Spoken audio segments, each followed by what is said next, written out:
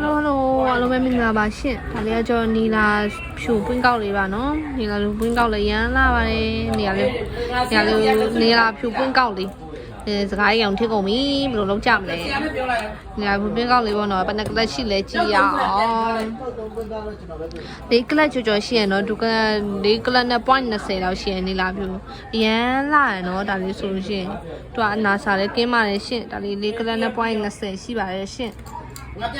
ဒါလေးဆိုလို့ရှိရင်လက်စွပ်လောက်ဝေးလဲရပါတယ်ဒါပေမဲ့ဆွဲတီးတီးတီးလေးခြိုက်တဲ့လူဆိုလို့ရှိရင်လည်းဒါလေးရတယ်နော်ဆွဲတီးတီးလေးခြိုက်တဲ့လူဆိုလို့ရှိရင်ဒါလေးလောက်ဝေးလို့ရပါတယ်ဒီကြတော့ဈေးလေးကကျတော့16တိန်လေးပါပဲရှင်ဈေးလေးက16တိန်လေးပါဒါလေးကနီလာဖြူလို့ပါရှင်ရန်လာပါတယ်ဒါလေးဆိုလို့ရှိရင်နီလာဖြူပါရှင်ပြန်ဈေးလေးက16တိန်လေးပါတက်လို့ရှိရင်စီမှာလာခဲ့ပြီပါ Hello 家人们小薇又来喽给你们看一下这个是白蓝宝石很好看的一个，然后呢，它是可以出证书的。这是白蓝宝石，它有几克拉？给你们看一下哦。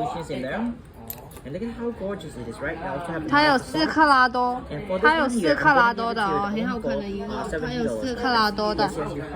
它有4克拉多，你们有没有对眼的这个？